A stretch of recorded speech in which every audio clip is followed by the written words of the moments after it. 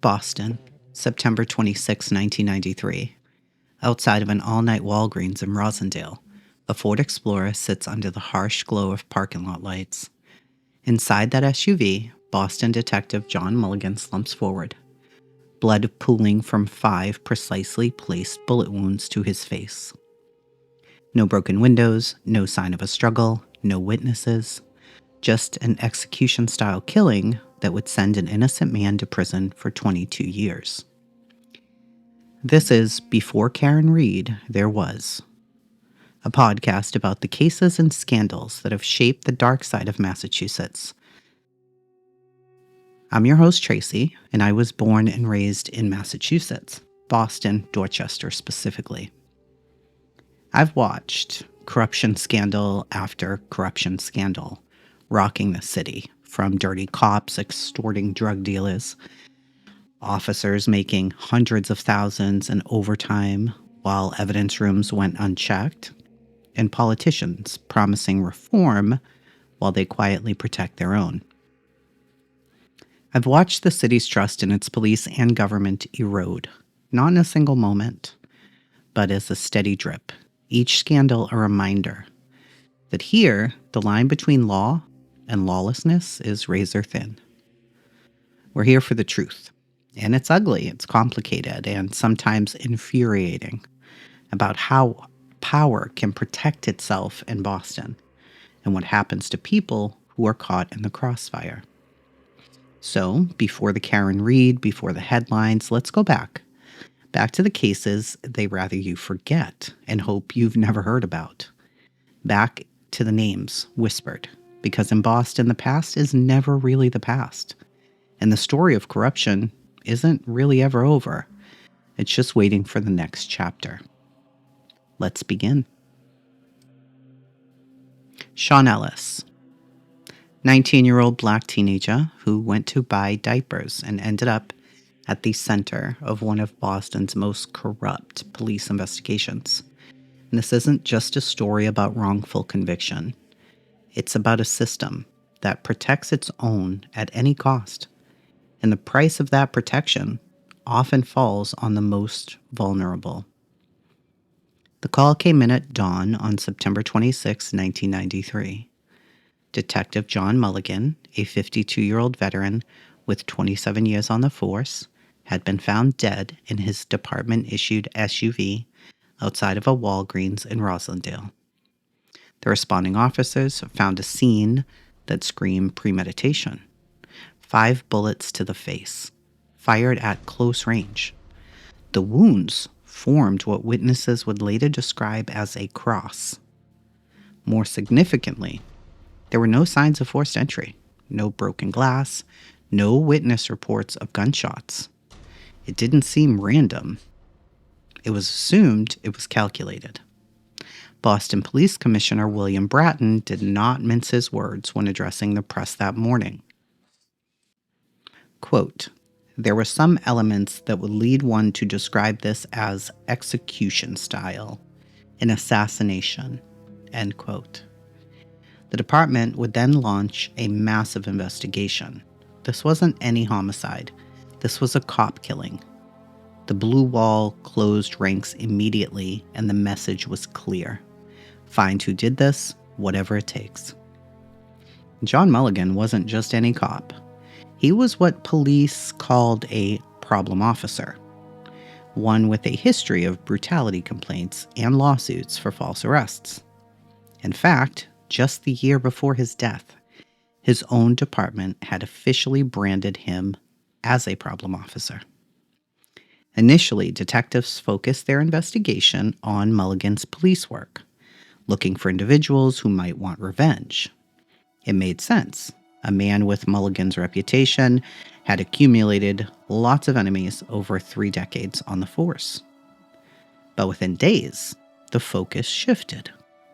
The department would abandon the targeted hit theory and instead settle on a narrative that strained credibility from the start. That this execution-style killing was nothing more than a random street crime committed by 2 black teenagers who wanted Mulligan's service weapon as a trophy. Sean Ellis was 19 years old when his life would change forever. On September 26th, in the early morning hours, Sean in fact went to the Walgreens to buy diapers. He was with his cousin Celine Kirk and a friend named Terry Patterson. A typical errand that should have been forgettable, instead, would define the next 2 decades of his life. 3 days after Detective Mulligan's murder, tragedy struck Sean's family. His cousin Celine Kirk and her sister, Tracy Brown, were brutally murdered in Tracy's Hyde Park apartment by Celine's ex-boyfriend. Sean had been staying with Tracy, so when police picked him up for questioning about those murders on October 1st, he voluntarily spoke with detectives for 8 hours. During that interview, Sean mentioned being at the Walgreens the night Detective Mulligan was killed. He told detectives where they could find the receipt for the diapers that he purchased on the bedroom windowsill in Tracy's apartment. He denied any involvement in Mulligan's murder, but that simple admission, saying that he'd been at the Walgreens, would twist into something terrible. Police found the diapers exactly where Sean said they would be, with a receipt time-stamped 3:01 a.m., September 26, 1993. Within days, Sean Ellis and Terry Patterson were arrested for the murder of Detective John Mulligan. The Commonwealth's theory was this. Sean and Terry had seen Mulligan sleeping in his SUV while at Walgreens. They went back to Terry's car, drove around the corner, left Celine in the car, walked through a wooded area, murdered Mulligan to steal his gun as a trophy, and then ran back through the woods. It was a narrative that contradicted the initial assessment of the execution-style killing. It disregarded Mulligan's troubled history and long list of enemies. Most importantly, it relied on evidence that was at best questionable and at worst manufactured. Let's look at how the prosecution presented its case. Number 1. A single eyewitness, Rosa Sanchez, who identified Sean as the man she saw peering into Mulligan's vehicle. But Sanchez's identification was problematic from the start. On her first attempt, she identified somebody else entirely. It was only after sitting in a car with detectives Kenneth Acera and Walter Robinson. Coincidentally, her uncle Kenny was Acera's live-in girlfriend's brother. She ended up changing her story and fingering Sean. The guns. Mulligan's service revolver and a pearl-handled .25 caliber pistol, identified as the murder weapon, were found in a vacant lot near Sean's girlfriend's house. Sean's girlfriend, Tia Walker, testified under immunity that Sean had brought the guns to her house, but her testimony came only after intense police pressure where they told her, allegedly, her children would be taken away. Sean's uncle, David Murray, a convict at the time who was on parole, testified that Sean had confessed to him. Murray will later tell the truth and say he was told he'd face returning to prison if he didn't cooperate. What the jury never heard was that these 3 primary detectives involved in gathering the evidence, Kenneth Acera, Walter Robinson, and John Brazil, were actively engaged in a criminal conspiracy with the victim, John Mulligan. To really understand how Sean ended up convicted of a murder he didn't commit, you need to try to understand the corruption that permeated the Boston Police Department in the 90s into the 2000s and likely beyond that, particularly the area E5 station. That was the home of Detective Mulligan and the 3 other corrupt detectives who built the case against Sean. 17 days before Mulligan's murder, Detectives Acera, Robinson, and Mulligan robbed Boston drug dealer Robert Martin's 2 apartments at gunpoint. And that wasn't an isolated incident. It was a pattern spanning years. For nearly a decade, these officers had been running a criminal enterprise under the protection of their badges. They falsified search warrants to gain entry to apartments, knowing that that's where the drug dealers lived and illegal immigrants.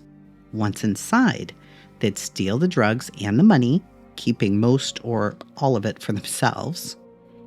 In their legitimate police work, they reported finding drugs in less than half of their searches in 1992, and money with the drugs only 21% of the time. As one former federal prosecutor noted, it is likely that money is found with drugs during street-level arrests. Once you kick in the door, you almost always find cash. The reality of this was clear. The officers were stealing the money and the drugs for themselves. But here's where it gets even more sinister. These same corrupt officers, Acera, Robinson, and Brazil, were the ones who brought forward the only eyewitness, Rosa Sanchez, who happened to be related to Detective Acera, conducted the photo array where Sanchez initially identified someone else before changing her mind after a police conversation with Acera and Robinson.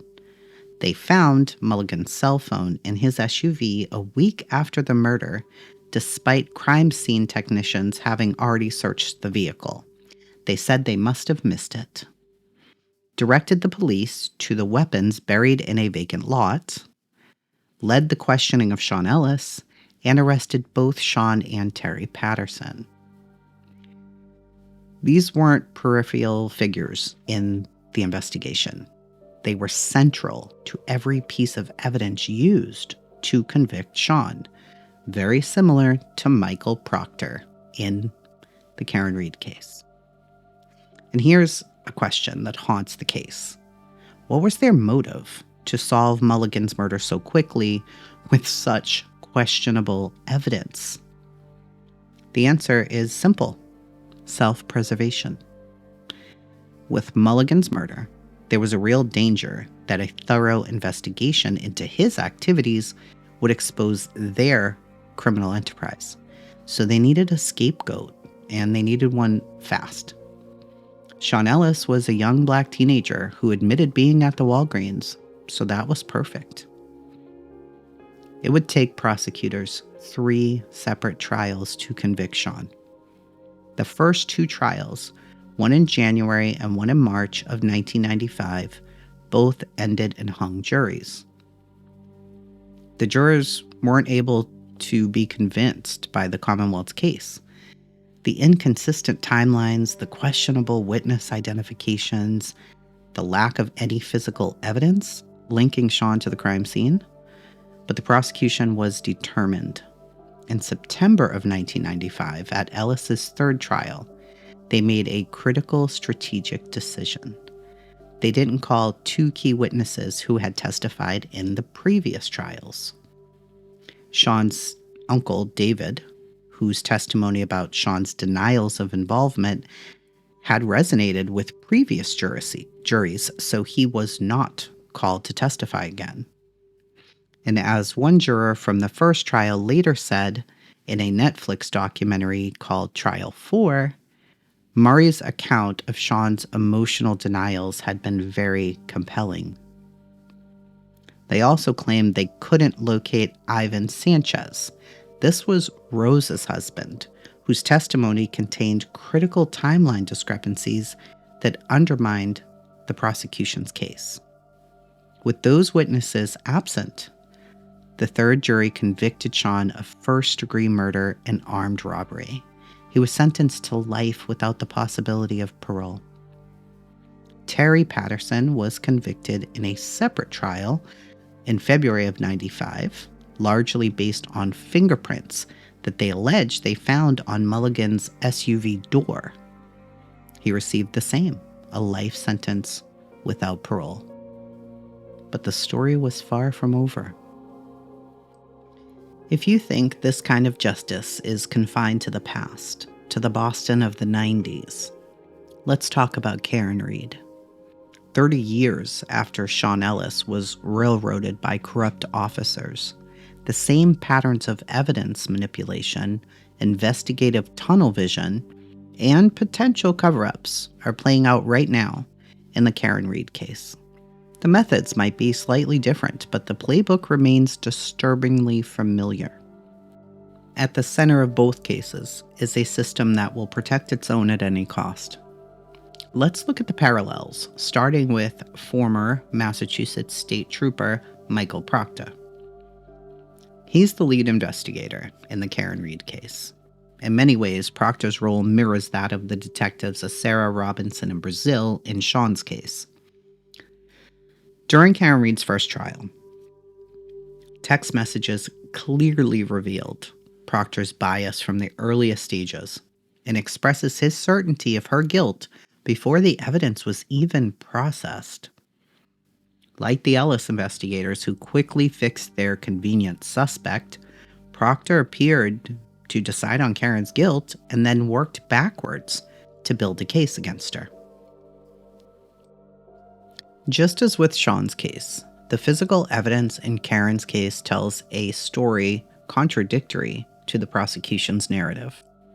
Her vehicle showed damage inconsistent with hitting a human body. The victim's injuries did not match what would be expected from being struck by a vehicle. Key crime scene evidence was not properly documented, collected, or preserved. And just like in Sean's case, there were alternative suspects who were never properly investigated. People with motive and opportunity who happened to be connected to law enforcement. The handling of the crime scenes in both investigations reveals a pattern. With Ellis, crime scene techs supposedly missed Mulligan's cell phone in his vehicle, only for Detective Sarah to find it a week later. With Karen, critical evidence was collected without any proper documentation, chain of custody was broken, and the crime scene itself wasn't secured.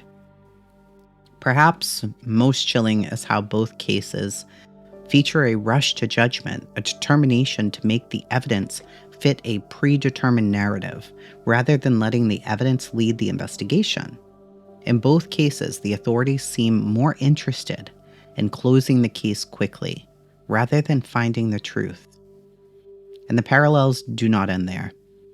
Just as the Ellis prosecutors withheld exculpatory evidence from the defense, Karen's prosecution has been accused of similar tactics. Both cases feature an asymmetry of power, the full weight of the state against an individual who lacks the resources and insider knowledge to counter the prosecution's narrative. Both cases reveal a justice system in Massachusetts that can quickly transform from protector to predator when the accused stands on the wrong side of that thin blue line. But there's one crucial difference. While Sean had to wait decades for the truth to emerge, technology and increased scrutiny of police conduct have accelerated the timeline for Karen. Text messages, surveillance footage, social media, they've created a digital trail that wasn't available in the 90s. The corruption, if it exists, is a lot harder to hide. As we continue exploring Sean's journey towards justice, keep those parallels in mind. The machinery that imprisoned Sean for 22 years has not been dismantled. It's merely adapted to the modern age. Let's continue with Sean's story. 5 months after his conviction, the Boston Globe's award-winning Spotlight team published a bombshell story. Corruption probe shakes up Boston Police Detective Unit, the case of the disappearing money. The story would detail the corruption practices of detectives Sarah Robinson in Brazil, the very same officers who had built the case against Sean. Their scheme of falsifying warrants and robbing drug dealers was finally exposed to the public. The Globe was merciless in its detail. Quote, tearing apart a West Roxbury apartment in search of drugs, a Boston police detective discovered a strongbox filled with cash. "I like this," Kenneth Acera exclaimed. He stuffed his coat with bundles of money and shared his bounty with his partner, Detective Walter F. Robinson, Jr., tossing him $1,000 stacks, end quote. In 1998, Acera and Robinson pleaded guilty to over 40 counts of perjury and armed robbery. They were sentenced to 3 years in federal prison. John Brazil would escape prosecution by turning state's evidence against his mentors in exchange for immunity. Meanwhile, Sean remained in prison, his appeals repeatedly denied. It wasn't until 2004 that attorney Rosemary Scapiccio took on Sean's case. She began filing Freedom of Information Act requests, seeking documents that might shed some light on the corruption that had tainted Sean's conviction. It would take 7 years before those documents began arriving, and they revealed shocking information. FBI reports showing that Mulligan had a long, multifaceted history of corruption, federal grand jury transcripts confirming Mulligan was an active participant in Acera, Robinson, and Brazil's crime scheme. Boston Police Internal Affairs had been investigating Mulligan and Robinson for drug dealing robberies at the same time of Mulligan's death. Armed with this new evidence, Rosemary filed a motion for a new trial in 2013. She argued that the corruption of these 3 detectives fundamentally undermined the integrity of the entire investigation. After extensive hearings in 2014 and 15, Suffolk Superior Court Judge Carol S. Ball vacated Sean's convictions. Her ruling was devastating in its clarity. Quote, "The court concludes that the newly discovered evidence of Detectives Robinson, Brazil, and Acera's conflict of interest and the Boston Police Department's failure to follow up on leads implicating third-party suspects is material, credible, and would have been a real factor in the jury's deliberations. Accordingly, the court concludes that this is a case where justice has not been done." End quote. The Commonwealth appealed, but in 2016, the Massachusetts Supreme Judicial Court unanimously upheld Judge Ball's ruling. Chief Justice Ralph Gantz writes, quote, "They therefore had a powerful incentive to prevent a prolonged or comprehensive investigation and to discourage or thwart any investigation leads that might reveal the victim's corrupt acts." End quote. After 22 years in prison, Sean was finally released on bail. He was waiting for a potential 4th trial, but on December 18, 2018, the Suffolk County prosecutors dropped all charges against him. He lost 22 years of his life to a system that valued protecting its own over truth and justice. Even when the charges were finally dropped in 2018, the then DA, John Pappas, refused to acknowledge Sean's innocence, stating, quote, "The involvement of 3 corrupt police detectives to varying degrees in the investigation has further compromised our ability to put the best possible case before a jury." End quote. What he did not mention was that his office had offered Sean the same plea deal they had given to Terry Patterson years earlier: plead guilty to manslaughter and walk free with time served. But Sean refused. He said he would never plead guilty to a crime he did not commit. So ultimately, the real question, who killed Detective John Mulligan? That's never been answered. Was it revenge for one of his many corrupt actions? Was it connected to the police robbery scheme he participated in? Was it another officer, as some tips did suggest? We may never know. The Boston Police Department had their convenient scapegoat with Sean, and they fought for decades to keep that narrative intact, despite the overwhelming evidence of corruption and misconduct. Sean's case, sadly, it's not an anomaly in the Boston justice system. It's a pattern, one that continues today with cases like Karen's. And of course, the details may differ, but the fundamental problem remains the same. A system that prioritizes protecting its own over seeking truth and justice. In Boston, the blue wall doesn't just stand to protect in silence. It can actively construct false narratives, manipulate evidence, and destroy lives to protect itself. Sean's story isn't just about one man's wrongful conviction. It's about this system that has not changed, despite occasional exposures of its corrupt foundations.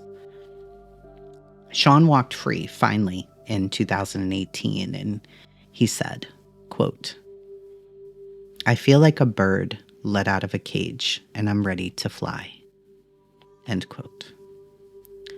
For every Sean who eventually finds his freedom, how many others are behind bars right now, victims of the same exact system? How many other false narratives have been constructed to protect those with badges and power? That's a question we're going to continue to explore because there are so many stories. So this has been Before Karen Reed There Was, and I'm Chasing, and we'll be back probably next week with another case from the dark side of Massachusetts justice. In Boston, the past is never really the past, and the story of corruption isn't over. It's just waiting for the next chapter.